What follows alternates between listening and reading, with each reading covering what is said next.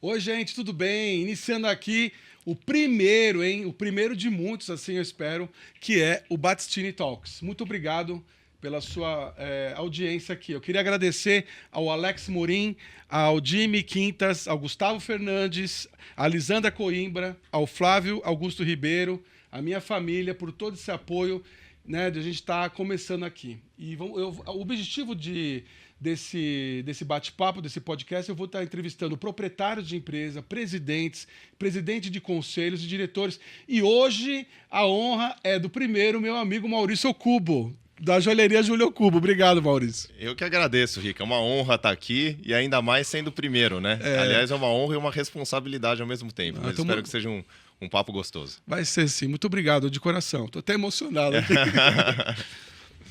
Então, eu queria te perguntar, Maurício, assim, logo já vamos bater um papo aqui. Eu queria saber o que você aprendeu da sua mãe, Dona Lucy, e do Júlio Cubo, né? Que foi eles que começaram tudo. Você pode contar um pouquinho o que você aprendeu deles? Legal. Antes de falar dos meus pais, acho que só para deixar claro, assim, o Júlio, fundador da empresa, é meu avô, né? Então, muita gente chama meu pai de Julinho, mas no caso aqui você está se referindo ao meu pai, certo? Então, estou falando do meu pai e da minha mãe. Acho que quando a gente fala de família, né, Rica, assim, principalmente dentro de uma tradição oriental, a gente fala muito dos valores familiares e tudo, de como isso guia a nossa vida, né? Então, quando eu falo dos meus pais, da minha família, para mim fica muito forte a questão da honra, da honestidade, da resiliência, do trabalho e muito da humildade também, né? Eu acho que uma das principais coisas que a minha família sempre teve, você é prova disso, assim, é esse modo de viver mais low profile, sabe? Com muita humildade, sempre respeitando todas as pessoas. A gente nunca olhou ninguém, né? Nem de baixo para cima, nem de cima para baixo. A gente sempre acreditou muito que as pessoas estão todas lado a lado, né? E que somos, de certa maneira, peças do mesmo quebra-cabeça. Verdade. Nossa, isso aí vocês transpiram, essa família toda, essa humildade. E você estava no começo falando sobre legado, então acho que você podia contar um pouquinho da história, né, do Júlio Cubo. Vamos lá. A história da família começa com a minha bisavó, né? A Rosa Cubo. A história da família no Brasil, claro, né? Assim, a minha bisavó, ela vem para o Brasil em 1925, trazendo a primeira pérola, né? Então a gente está falando de uma história já de quase 100 anos, né? Desse legado no Brasil e com muita coisa construída a partir disso, né? De muitos aprendizados. Então eu já na quarta geração, né? Então, assim, foi um aprendizado muito longo ao longo dessa história, e cada etapa cada capítulo que foi construído ao longo desse período com um significado muito especial, muito diferente, mas muito especial. Sim. Você estava contando um pouco, o seu avô trouxe a primeira pérola e como tudo começou. Você pode falar um pouquinho? Meus bisavós, eles vieram para trabalhar em fazendas, né? Então, assim, vieram numa época complicada, foi a época que a imigração foi muito forte, né? Então, muita gente veio do Japão e de outros países para o Brasil, mas muito por uma questão de necessidade. Então, eles vieram trabalhar em fazendas. Foi naquele navio, o Caçumara? Não foi nos primeiros, não. Não foi, né? Não. E aí eles vieram trabalhar em fazendas e minha bisavó, ela trouxe a primeira pérola para o Brasil porque ela nasceu na mesma província do Mikimoto, que foi a primeira pessoa no mundo a conseguir cultivar pérolas, né? Nossa, eu não sabia disso. Então ela trouxe essa primeira pérola, mas até então era um anel dela, né? Não tinha nenhuma pretensão com isso. Depois de um tempo ela foi levar as crianças para a cidade, as filhas, para poder estudar. E ela vendia kimonos de porta em porta. Mas você imagina a dificuldade, né? Você imagina se o mundo hoje, né, ainda é muito difícil, muito machista e tal. Você imagina uma japonesinha de 1,50 m carregando uma mala cheia de kimonos e batendo de porta em porta para vender e tirar a sobrevivência daquilo e dar um futuro especial, uma condição para os filhos. Sim. E aí um dia ela não conseguiu vender nada e vendeu o anel de pérolas que ela tinha. Olha! E aí, quando ela vendeu esse anel, deu aquele clique e falou, puxa, tem uma oportunidade aqui, né? Olha só, que visionária. Visionária. De fato, a história da família, ela é assim, o ponto inicial da história é de uma mulher extremamente forte, guerreira e visionária. Porque o que muitos acham que é uma desgraça, né? Pô, vender minha joia, meu anel, ela transformou aquilo numa oportunidade, né? Exato. Muito bom. E aí ela voltou para o Japão retomou o contato com o Mikimoto e passou a importar as pérolas dele para cá, né? Com exclusividade, né? Ainda era uma novidade aqui no Brasil. E aí a história da família muda completamente, né? Que legal. Aí ela veio para cá e já começou a trazer as pérolas, como é que foi? Isso foi no começo dos anos 1930, né? Tá. Ela trouxe a primeira pérola em 1925, mas isso só se tornou um negócio a partir do início de 1930. Aí que foi seu avô, era com seu avô já? Não, meu avô ainda estava na fazenda, meu avô nasceu em 1924. Ah, tá. Né? Então ele era 1930, criança. ele era uma criança. Era uma criança, ainda. coitado. Ele ainda estava na fazenda com o pai dele, né? E a minha bisavó aqui na cidade com as irmãs do meu avô, né? Então, assim, ele ficou na fazenda e elas vieram para cá. Ele só veio para cá e se juntou à minha bisavó em 1938, quando ele tinha 14 anos. Sensacional. E a gente estava conversando antes, você estava falando sobre sucessão, né? Sim. Que você está na quinta geração. Quarta geração na família. Então você podia falar um pouquinho da sucessão do Júlio Cubo, como é que tá?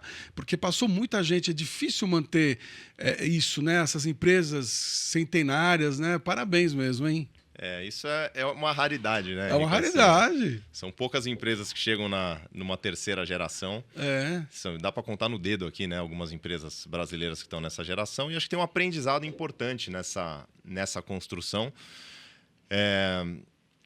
De como é que essa passagem pode ser feita, né? Obviamente tem atritos, né? A gente vai contar aqui dos aprendizados, mas sempre tem algumas coisas. E, assim, de qualquer maneira, acho que esses atritos trazem bastante aprendizados. E acho que desde que tudo seja feito com muito respeito, né? Com muito respeito à geração que está chegando com a geração que já está lá e vice-versa, eu acho que a construção ela é muito positiva, né? Mas você é um cara super respeitoso, né?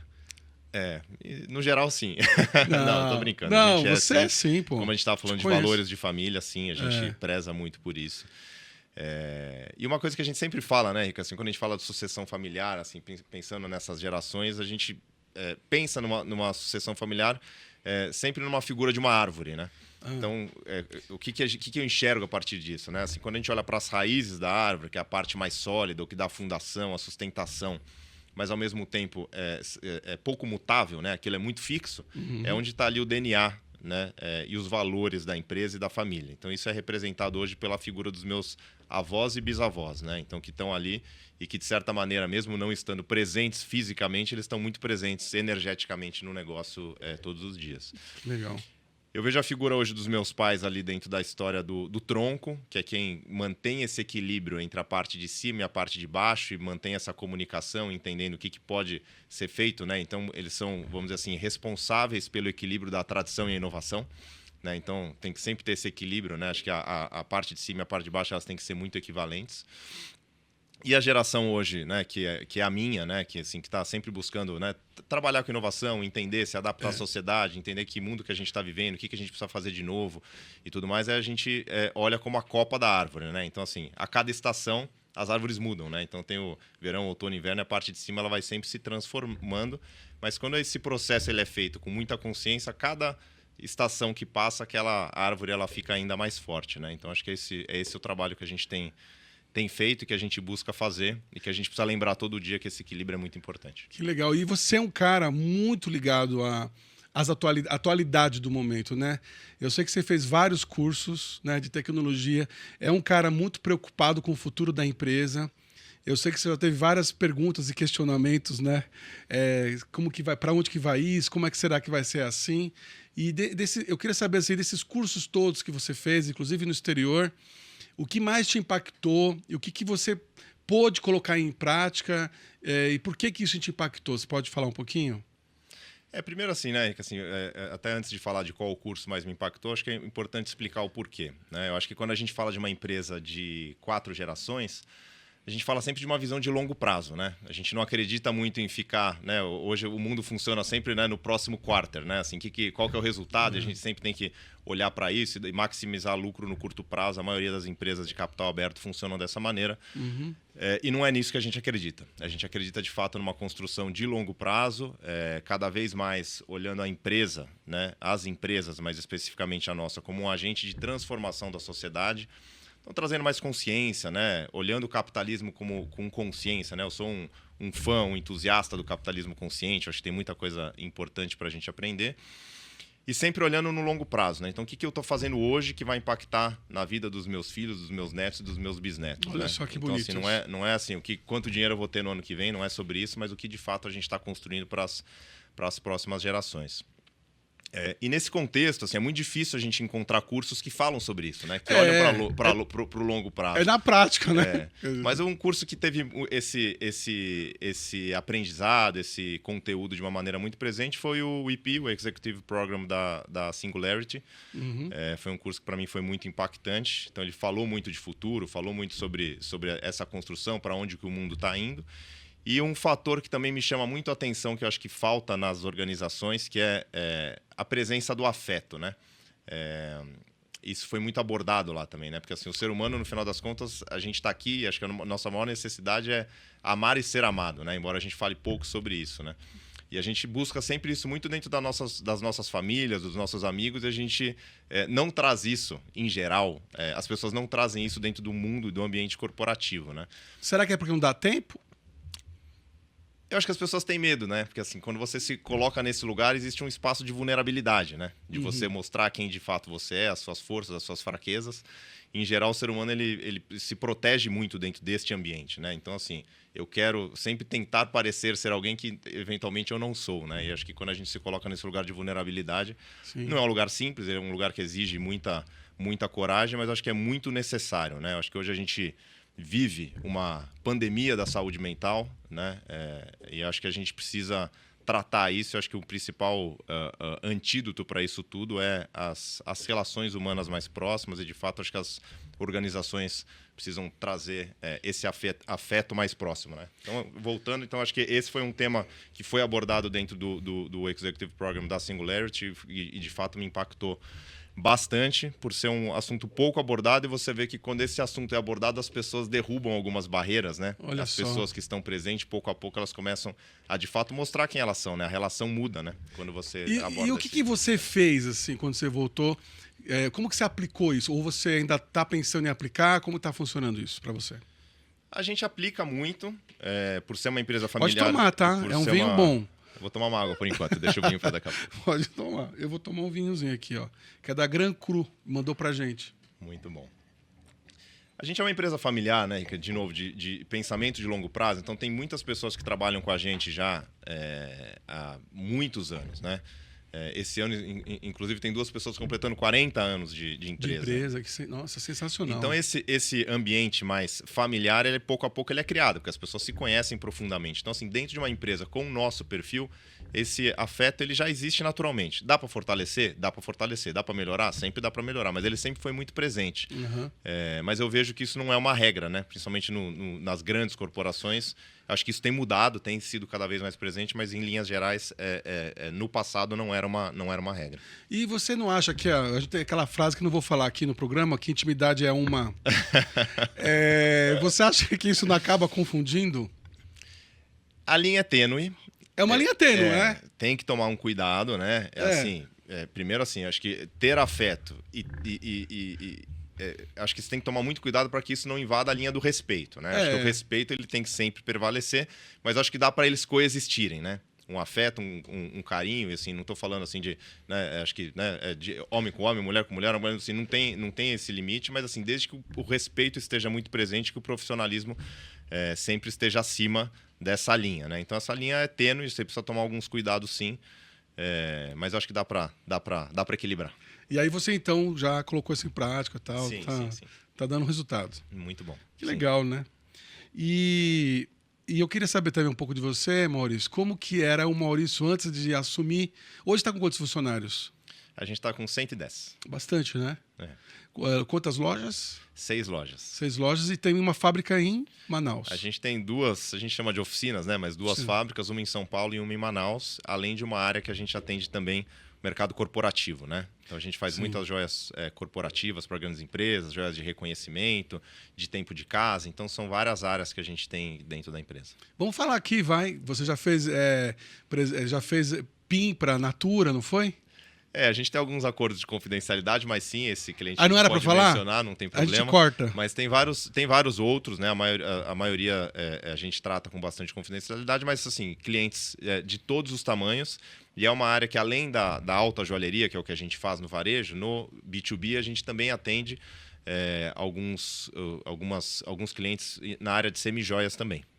Bom, já que ainda que nós estamos falando de Julio Cubo, então vamos falar também dos relógios, né? Sim. Que agora você tá representando a marca da TAG Heuer, né? TAG Heuer, sim. TAG Heuer, sempre falo errado, mas o pessoal está acostumado com meus defeitos, gente. Mas vamos lá, me fala um pouquinho. A TAG Heuer é uma marca que tem muito a ver com a gente, né? Assim, em termos de tradição, e ao mesmo tempo eles estão sempre na vanguarda, né? Uma marca que está sempre inovando, está muito ligada ao mercado esportivo, né? Especialmente do automobilismo, mas também do surf. E é um relógio que, assim, em todos os sentidos, ele conversa muito com a Julio Cubo, né? Então, hoje a gente é o terceiro maior revendedor de TAG Heuer no já Brasil. Tá no terceiro? Que legal. E é uma marca que é bastante relevante dentro da nossa estrutura e, naturalmente, ela agrega valor também para os nossos clientes, né? Agora a gente, pouco a pouco, está trabalhando mais no universo de joias masculinas também, né? Aliás, se puder dar um look aqui, ó, no pulso dele, é possível? Olha aqui, ó. Mostra aqui, deixa eu ver aqui. Olha, gente, que legal. Isso aqui vai ser lançamento, né? Essa é uma marca nova que a gente vai lançar agora, esse mês. Como que chama? Como vai chamar? O Cubo Man. O Cubo Man? Olha só, de primeira mão. E é bonito isso aqui, é de ouro. Essa é uma pulseira de aço com um diamante. Tem um detalhe em diamante. Muito show, muito chique. Os homens agora estão usando joias, né? Cada vez mais, né? Por isso que existe uma transição gradual. Claro que o relógio ele ainda é a grande joia do homem, né? Mas pouco a pouco os homens estão usando cada vez mais joias, né? Assim, os relógios eles têm uma vantagem de trazer um status, né? Por conta da marca, etc. Mas, de certa maneira, as pessoas a maioria usam modelos muito similares. Sim. E eu acho que na joia existe uma possibilidade que as pessoas expressem cada vez mais a sua própria identidade, né? Sim. Então, acho que dá para fazer também um equilíbrio interessante entre as joias e os relógios. Você está usando também um colar bonito, né? Pode falar um pouquinho desse colar aí? Dá para mostrar, gente? Olha lá. Esse é um colar com uma pérola negra, ouro branco e diamante negro. Mostrando que pérola também é para homem, né? Esse é um grande paradigma do mercado, mas assim, cada vez mais os homens têm usado pérola. Mas você sabe que eu tenho em alguns eventos que o pessoal tá usando pérola, mas colar de pérola mesmo. Colar mesmo. Eu falei, gente, mudou completamente, né? Que a pérola é só para mulher. Você sabe que quem começou a usar pérolas como um símbolo de proteção foram os homens, né? Os homens que iam para a guerra e usavam embaixo da armadura uma pérola simbolizando uma proteção.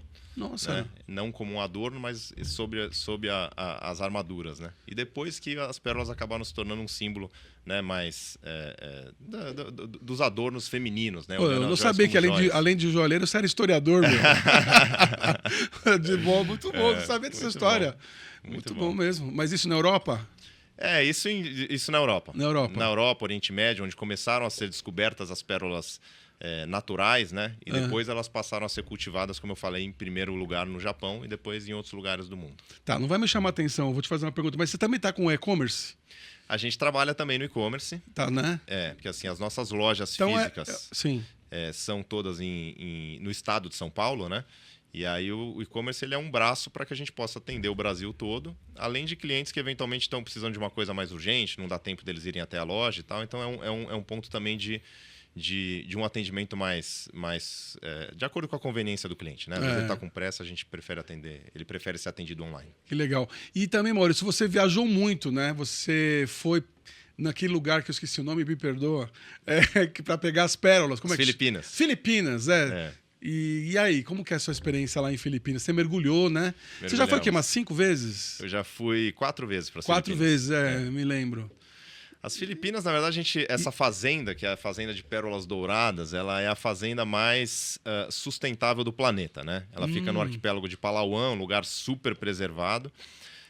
E para a gente é um modelo, assim, tanto da produção de pérolas, quanto um modelo que inspira a gente dentro do nosso próprio negócio, né? A gente falou mais cedo aqui sobre a questão do capitalismo consciente. Para mim, dentro de todas as empresas que eu já conheci no mundo, essa empresa, para mim, é o maior exemplo de um sistema que funciona bem e que, de fato, favorece a todos, né? Caramba! Então, A produção de pérolas ela parte de um sistema que é 100% sustentável, então tem um controle e uma preservação do meio ambiente que é muito relevante para aquela região.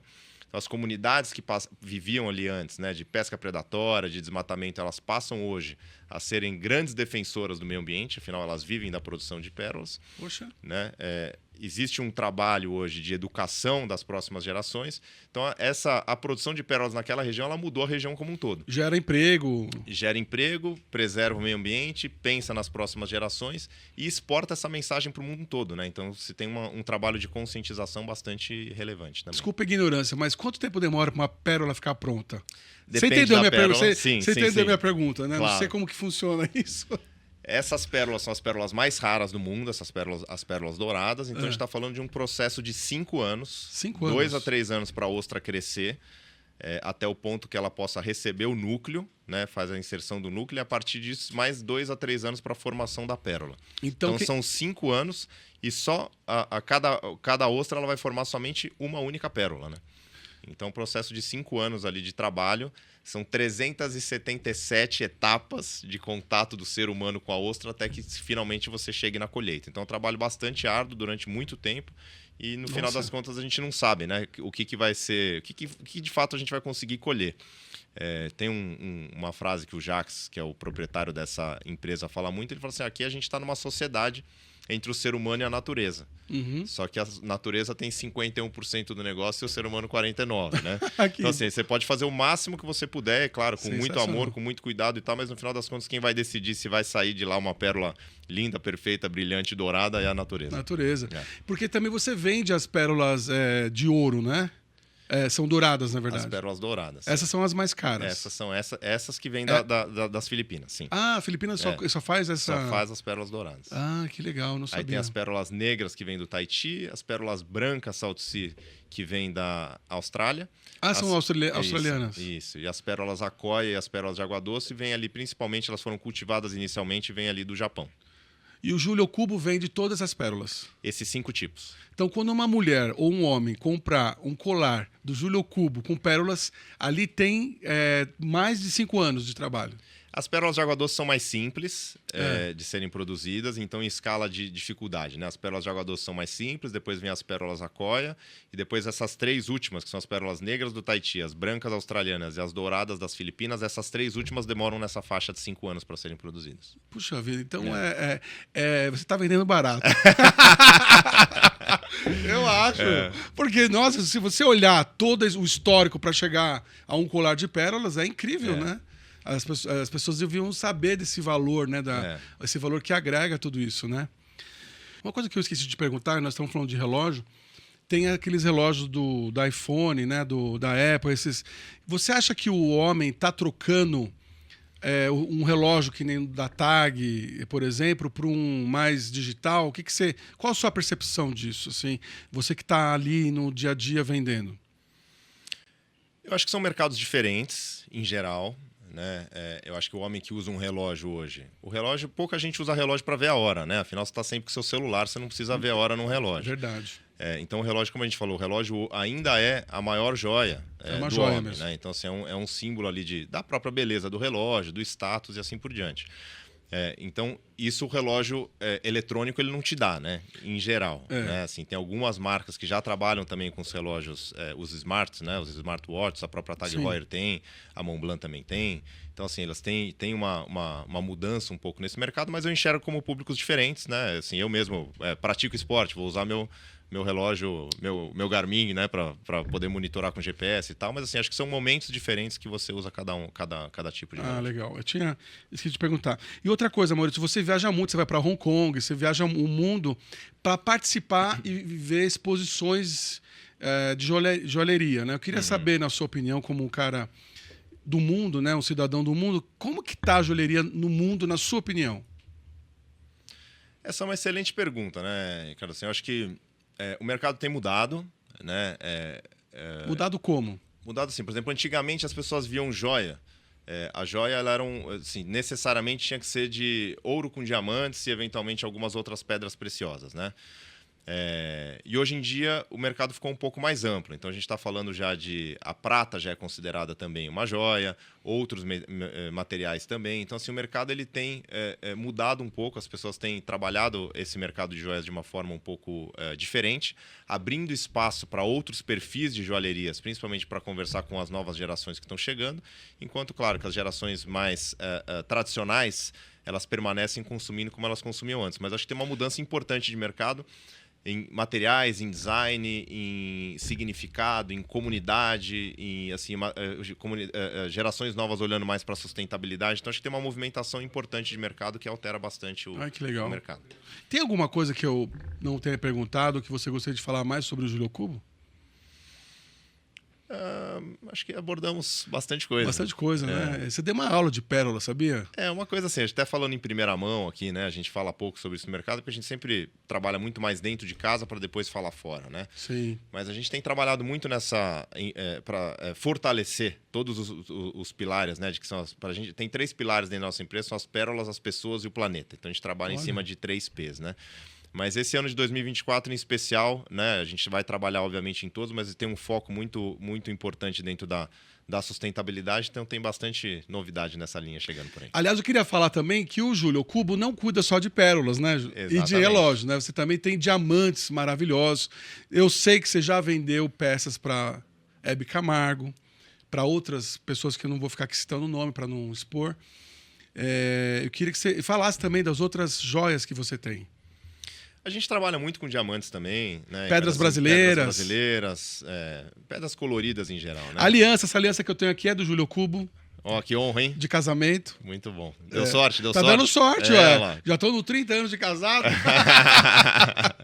Muito, muito bem casado, por sinal. Obrigado. Não, a rede é demais. Então a gente trabalha também com diamantes, trabalha com pedras coloridas, mas de fato a nossa grande referência é nas pérolas, né? Sim. Então, assim, é onde a gente olha, onde a gente é hoje referência no mercado e é onde a gente quer fortalecer cada vez mais, né? Assim, quando a gente olha dentro de um mercado como é o mercado de São Paulo, né? Cada um tem a sua especialidade, né? Então tem um que é mais especialista numa determinada pedra, o outro é mais especialista, enfim, em um determinado nicho, num design específico, num público específico e tal. Vou fazer umas perguntas aqui, você fica à vontade para responder. Tá bom. Vamos lá. O que você mais gosta de fazer? Olha, além de ganhar de dinheiro. Brincadeira.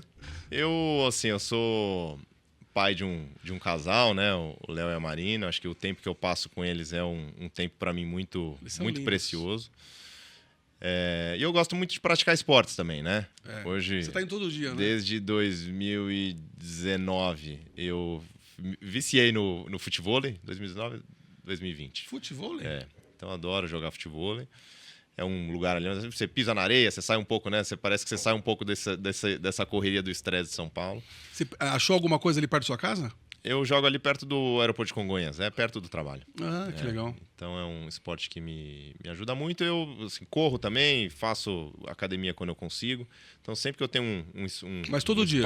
Não, eu tenho praticado esporte de 3 a 4 vezes por semana. Ah, tá. Tem que trabalhar também, né, Rica? Não dá pra só praticar. Ué, mas faz de manhã, ué. Eu tenho acordado cedo, tô brincando, mas assim, os dias que eu pratico esporte, eu acordo... Você sempre acordou cedo, né? 5h30, 6 horas pra poder praticar esporte e chegar no escritório sem atraso, afinal, né? Meu pai tá sempre lá me esperando pra ver se eu tô chegando no horário. Muito bom. Aliás, eu até queria te fazer uma pergunta. Como que você, como um empresário de joias pensa? Será que é diferente dos outros que a gente conhece? Eu acho que, como eu falei mais cedo, né, Rico? Acho que o grande diferencial, assim, principalmente da nossa empresa como empresa familiar, é a visão de longo prazo. É longo prazo, né?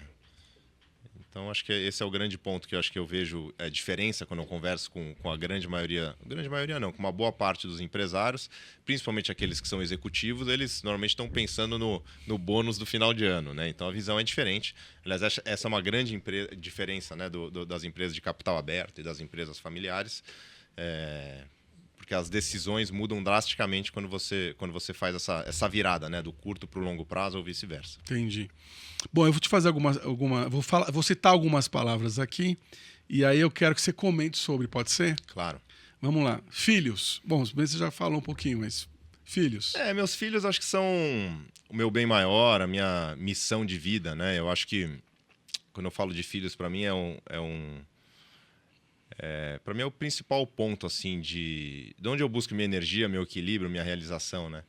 Inclusive esses dias, né, tem uma curiosidade, né, assim, que eu acho que é uma coisa que faz com que qualquer pai se fale, putz, né, estou no caminho certo, né? Meu filho vai fazer 14 já, o Léo. Nossa, já. E você já começa a ter outras conversas um pouco mais maduras, e a gente tá falando um pouco de futuro, dos sonhos dele e tal. Ele falou, não, tenho o sonho de ser pai um dia, né? Ele falou isso pra mim. E Nossa. aí a gente tava falando um pouco sobre essa questão da paternidade, o que ele busca e tal, enfim, né, os pontos, né, perguntei pra ele em algum Mas ele já momento. tá com uma namoradinha, assim? Não, assim, já tá começando a se enrolar ali aqui, mas não, namorada não. Aham. E aí, no momento, ele falou assim, papai, mas vai ser muito difícil eu ser um pai tão bom quanto você é, né? E isso, pra mim, é o que você fala, putz, é o lugar ali onde você... eu fala, acho que é o troféu, né? É a coroa. Nossa, que lindo isso. Então, acho que essa é a minha maior realização. Mas eu que te conheço intimamente, você é um pai extraordinário. Obrigado. Não, é de coração que eu falo. Você é muito presente, né? Eu faço o meu possível, né? Nossa, Rica, assim, eu sei da sua agenda, do seu trabalho, mas, cara, a Marina, né? Quando ela te vê, é incrível, né? É uma conexão forte. É muito legal. Avós. Os meus avós... Você ficou muito impactado com a perda do seu avô. Fiquei, assim, meu avô, assim, foi sempre uma grande referência na minha vida. Por diversos motivos, né? E eu tive a oportunidade de trabalhar lado a lado, né? Assim, na mesma sala que ele durante muitos anos, né? Então, assim, era uma convivência muito próxima, né? E, naturalmente, quando você perde uma pessoa que você tem essa referência, né? Essa admiração, isso é muito difícil, né? Num primeiro momento. Mas acho que a vida, né, que assim, claro, a gente nunca está preparado para perder ninguém, essa é a verdade, né? Eu tô falando com essa tranquilidade porque já faz mais de 5 anos, 5 anos, né? 2018. 2018. Inclusive, você estava no Japão, né? Eu estava. Com os meus pais. Exato, foi maravilhoso. Quer dizer, maravilhoso encontrar com eles lá naquele momento tão difícil. Então tá fazendo 5 anos agora, né? Então, claro, a poeira já baixou e tal. Eu acho que a gente ressignifica tudo isso, né? Como eu falei, assim, para mim, o meu avô, assim, ele tá muito presente ainda dentro da empresa, o legado dele tá muito vivo, né? E tem uma frase que eu gosto muito, né? Assim, que é, assim... Dele? Não, uma frase, assim, que diz mais ou menos assim, as pessoas não morrem quando elas... né, desencarnam, né? Elas morrem quando elas são esquecidas, né? Boa. Então, assim, para mim, assim, né, não só para mim, mas eu tenho certeza que para todo mundo que conheceu ele, para todo mundo que está presente na empresa e teve essa oportunidade de conviver com ele, esse legado ainda vai muito longe, assim, ele tá muito vivo aqui ainda. As pessoas ficam no nosso coração, né? Sem dúvida. Sociedade. Sociedade, você está falando da sociedade... global, assim, tá. Nós estamos com 2 guerras, né? Tá, então não estamos falando não é ter um sócio na empresa, não é isso? Não, a sociedade que eu falo é o que está acontecendo, né? Esse é um assunto delicado, né, Rica? Porque assim, eu acho que a gente ainda tem, dentro da humanidade, um problema muito grave e que eu fico em dúvida, às vezes, se a gente está melhorando ou piorando, que é o egoísmo, né? Assim, as pessoas lutarem muito pelos interesses próprios e pouco pelo coletivo, né? Eu tenho começado a olhar um pouco mais de lições assim de povos ancestrais e assim é numa direção muito inversa daquilo que a gente está caminhando, né? Então assim eu vejo muito assim, né? O fortalecimento da guerra, né? O fortalecimento, porque na verdade o que é a guerra na minha visão? Aliás, eu ia te perguntar o que você pensa sobre a guerra.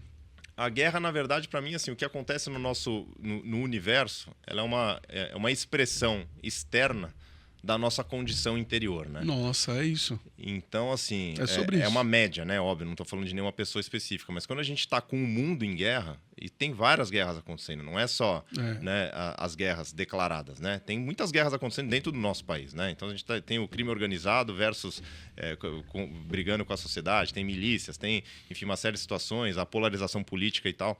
Então a gente vive um ambiente ainda de muito ódio, de muita violência, que é um reflexo da nossa condição interna, né? Então, acho que o maior trabalho que a gente tem, assim, como sociedade, pouco a pouco, curar o ser humano, individualmente, né? Assim, eu acho que é... Sensacional. Eu acho que esse é o trabalho que a gente precisa fazer e por isso que eu me dedico tanto aos meus filhos, porque assim, eu acho que o que a gente vai conseguir construir na sociedade é difícil de dizer, mas acho que como obrigação e como missão de vida a gente tem que trazer filhos melhores para o mundo que está por vir. Né? A então, paz assim, começa dentro de casa. Dentro de casa. Essa Exatamente. frase, ela... Livros. Você gosta de ler? Eu gosto de ler. Acho que os livros transformam muito a nossa visão de mundo, né? A gente estava falando um pouco dessa coisa da ancestralidade, né? Então tem um livro que eu indico para todo mundo que eu amo, chama Como Ser um Bom Ancestral, e ele fala um pouco sobre essa questão de visão de longo prazo, né? Inclusive de como sociedades anteriores às nossas pensavam muito diferente do que a gente pensa hoje, e como isso muda completamente a visão de mundo, né? Olha só. Quando a gente coloca o mundo... desde que o planeta Terra surgiu proporcionalmente num dia, ou seja, 24 horas, o ser humano surgiu faz 5 minutos. E mesmo assim a gente acha que a gente a gente manda em tudo e a gente quer, né? A gente que toma as decisões. E o ser humano, né? Então você imagina geração após geração como a gente, no final das contas, a gente é insignificante no todo. Né? E eu acho que a gente só ganha significância quando a gente entende que a gente precisa agir coletivamente, né? Então tem uma frase também que eu gosto muito, que assim, tem muita gente que tem a ilusão da separação, né? E fala, puxa, eu sou só uma gota no oceano, né? Mas no final das contas não, né? Assim, é a soma das gotas que faz o oceano, né? Então no final das contas todos nós somos o oceano desde que a gente reconheça a importância do coletivo, né? E eu acho que, para mim, uma das grandes lições que ficou de um livro como esse como que o que eu faço hoje pode impactar na 7ª geração depois de mim, né? Que a gente só pensa no próximo, né? A gente tá falando do próximo trimestre quanto muito a gente pensa nos nossos filhos e netos, né? Mas tem muitos povos ancestrais que pensavam sempre nas ações deles impactando a 7ª geração depois deles. Eu acho que isso muda completamente as nossas atitudes, a nossa visão de mundo e tudo que a gente tem feito negativamente para o planeta. Impressionante. Inclusive, culturalmente, os japoneses veem muito essa coisa de 7 gerações passadas e 7 gerações futuras, né? O número 7, ele é... muito poderoso. Poderoso, né? Internet. Por que eu estou perguntando isso? Eu sei que é meio complicado, só não queria explicar, não queria que você falasse, mas é uma terra de ninguém. Todo mundo publica o que quer. Então, e também tem um lado bom. Eu queria que você falasse sobre isso. Eu acho que a tecnologia, Rica, ela potencializa aquilo que nós somos. Né? Então, quando a gente olha para uma... Você volta de novo ao ser humano. Exatamente. Assim, quando a gente olha aquilo, você dá um megafone para uma pessoa gritar e você fala, né, estamos tendo um problema, o problema não é o megafone, é o que a pessoa está falando. Né? E no final das contas, a tecnologia é isso, né? A inteligência artificial, a internet, as redes sociais e tal. Eu acho que a gente está usando muito mal. Né? Mas o problema não é a tecnologia em si, é como a gente está operando, né? Né? Qual que é o nosso mindset, quais são os nossos problemas, as nossas dores, as feridas que a gente tem que curar, para que a gente não use isso como uma válvula de escape, como uma fuga, e sim como uma ferramenta de comunicação e de crescimento. Né? Então acho que hoje a internet se tornou um problema, mas ela não deveria ser. Né? Acho que e de ajudar, né? Exatamente. Hoje está... Realmente é o que você falou, as pessoas manifestam aquilo que elas estão sentindo. Exatamente. Né? Curar o ser humano, que nem você disse. Casamento. Rica, assim, eu acho que o casamento, na verdade, assim, eu assim, tô falando assim das... Não é de um trabalho, é o casamento mesmo. Da minha experiência e do que eu vejo fora, assim, eu acho que o casamento... ele é um lugar onde as pessoas precisam encontrar um porto seguro, se fizer sentido para elas, né? Assim, acho que quando a gente volta para um ambiente de casamento e de família, tem que ser sempre algo que agregue aquilo que você está buscando na sua vida. E uma coisa que eu acho hoje, Rica, assim, né?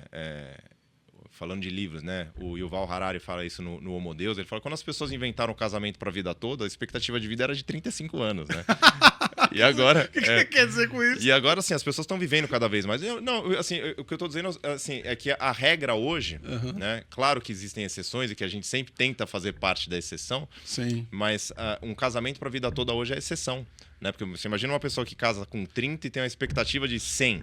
Né? Virou exceção. Então você vai conviver 70 anos da sua vida ao lado de uma pessoa. Então acho que a gente precisa entender que o casamento ele pode ser para sempre ou não, né? Mas assim, o importante é que os ciclos sejam muito bem aproveitados, sejam muito bem, né, com honra, com respeito, com amor, e que se eventualmente aquilo chegar ao fim, assim, às vezes acontece, as pessoas seguem caminhos diferentes, as pessoas estão sempre em transformação, e às vezes aquele encaixe que existia deixa de existir em algum momento. E eu entendo assim, né, Rica? Assim, as pessoas falam, então deu errado. Eu falei, não, assim, acho que não. Acho que deu certo durante aquele período em que existiu.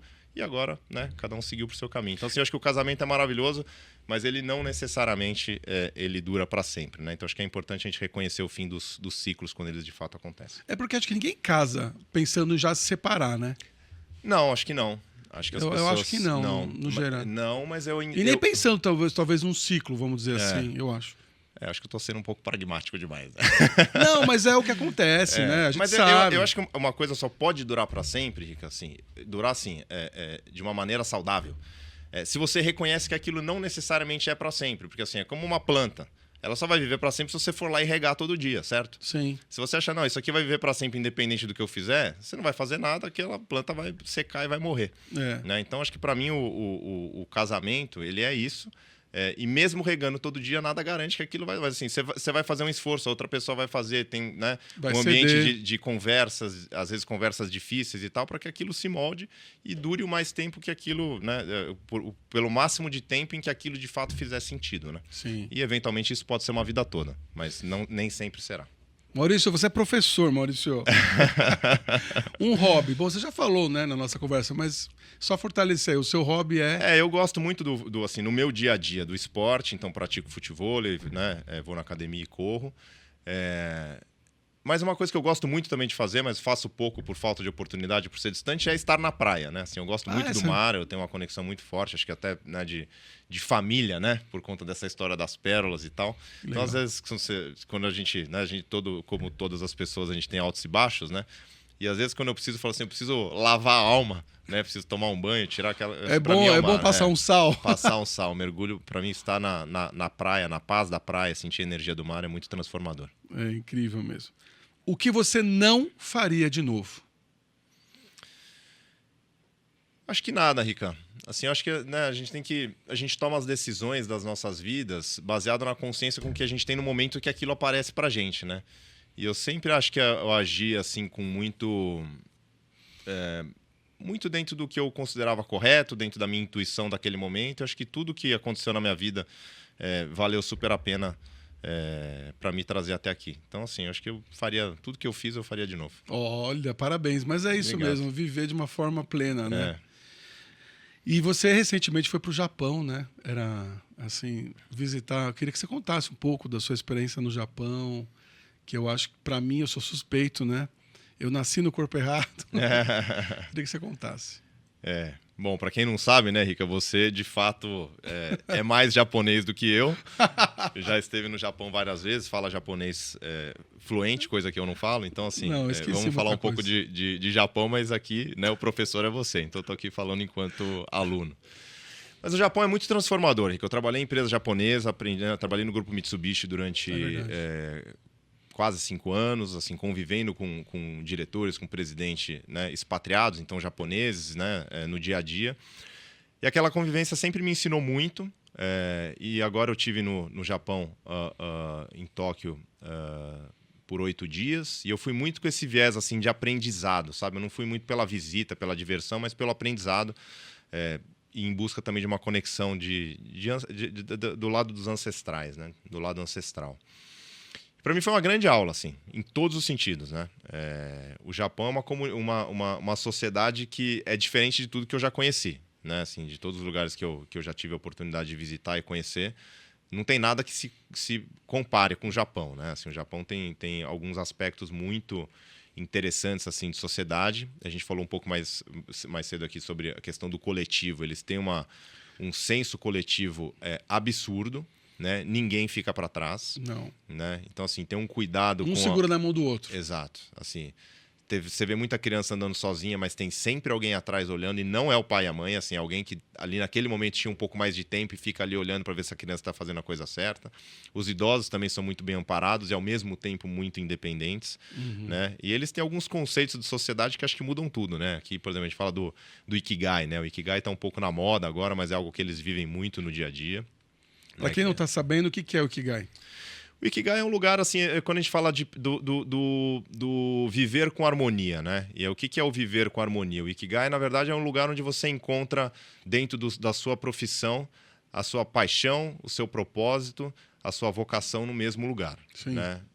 Então, assim, o que acontece? Assim, você encontra uma coisa que você gosta, que a sociedade está disposta a te pagar para aquilo, né?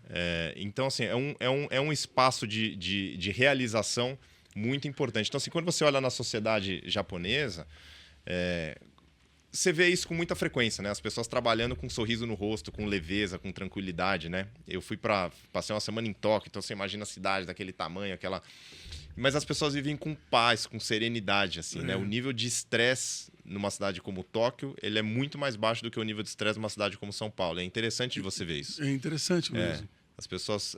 não estão desesperadas. Não estão desesperadas. Ninguém atropela ninguém, assim, tem muito respeito, tem muito cuidado, né? Fora a questão da segurança, que acho que também muda tudo também, né? Que é impressionante mesmo. Mauro, estamos chegando ao final aqui do nosso bate-papo. Estou muito feliz. Mas já? Já, você quer falar mais? Mas Até esqueci que a gente estava num podcast aqui, pô. A gente é tão amigo que a conversa passa rápido. É verdade. Eu queria agora as suas dicas de sucesso para você deixar para quem está ouvindo a gente, porque você é um cara muito observador e muito crítico também. Te conheço. mas ao mesmo tempo você é tão educado, tão equilibrado que você não fala na lata. Né? Você tem o seu jeito de manifestar. Então eu queria ouvir isso de você. Quais são as suas dicas de sucesso? Tô pensando aqui, muita pretensão da minha parte. Você vai falar que não, sucesso. porque eu não sei se o pessoal sabe, mas você revolucionou o Júlio Kubo, a joalheria Júlio Kubo, né? Você deixou ela muito conhecida. Guardado todas as proporções e direitos do seu Júlio Kubo, da dona Lucy, guardada todos os méritos, tá? Por favor, hein, seu Júlio. E queria que você falasse qual é o segredo do sucesso. Bom, primeiro assim, né, Henrique, assim, eu vou falar algumas coisas, mas assim, o que é sucesso, né? Acho que para começar assim, né? Porque a gente fala muito do sucesso, de novo, nessa coisa de a empresa está indo bem, está ganhando dinheiro e tal, mas acho que o sucesso, para mim, na vida, não é só sobre isso, né? É sobre equilíbrio, né? A gente estava falando um pouco de filhos mais cedo. Acho que se você ser um grande empresário reconhecido e tal, e ter uma casa em guerra, isso para mim não é sucesso, né? Então, assim, né? Eu acho que é importante entender, assim, que primeiro ponto, assim, que acho que sucesso ele só pode ser atingido se você tiver equilíbrio em todas as áreas da sua vida. Agora, falando de empresa, Rica, assim, eu acho que o sucesso para mim, assim, vai muito da resiliência, né? Eu acho que quando a gente resolve, a gente opta, ou a gente recebe uma missão na vida de liderar uma empresa, né? Onde tem centenas de famílias ali atrás, né? Ao mesmo tempo é um privilégio, e o privilégio anda de mãos dadas com a responsabilidade, né? Então, assim, você tem uma responsabilidade muito grande. Então, acho que quando a gente fala de sucesso, a gente tem que pensar em todas essas pessoas, né? Que estão com a gente, direta e indiretamente e tal. Para mim, o sucesso é você conseguir equilibrar tudo isso, você ter resiliência, passar pelas dificuldades e sempre entendendo, né? Que quando você conquista uma vitória... você não conquistou ela sozinho, né? Você tem que sempre celebrar, parar, celebrar e tudo mais, mas assim, sempre ter a gratidão e envolver todos aqueles que participaram desse processo, né? Afinal, por exemplo, nós, né, dentro de uma empresa, né, de uma família de quase 100 anos aqui, a gente não estaria aqui, eu não estaria aqui conversando com você se não fossem milhares de pessoas que passaram ao longo do tempo e construíram essa história junto com a gente. Então, acho que para mim o sucesso é chegar onde você quer chegar, com muita resiliência, com muito amor e saber celebrar e compartilhar isso com todo mundo. Que legal. Maurício, obrigado por hoje. Eu que agradeço. Obrigado. Valeu, obrigado, cara. Querido. Eu não posso te abraçar agora. O único problema do podcast é que não dá para abraçar. Então, viva, né? Viva. Viva. Chegou aqui, gente. Chegou aqui do Rancho Português. Nós vamos agora aqui experimentar. Passa aqui pra mim, Gui. Vamos lá. Pode aparecer no vídeo. A pessoa não quer aparecer no vídeo. Ó, gente, eu queria agradecer aqui o Rancho pro o Valdeci e também a Eu ia falar Gran Coffee, que é café, mas não é Gran Cru. Gran Cru. Ó, nós vamos comer aqui, Maurício, enquanto tá acabando aqui. Ó, Você desse jeito eu vou querer ser convidado mais vezes, hein? É bolinho, Coisa boa. bolinho de bacalhau, você quer? Que delícia. É, Claro. você sabe, não terminou em pizza, né? Valeu, gente. Obrigado. Saúde. Saúde.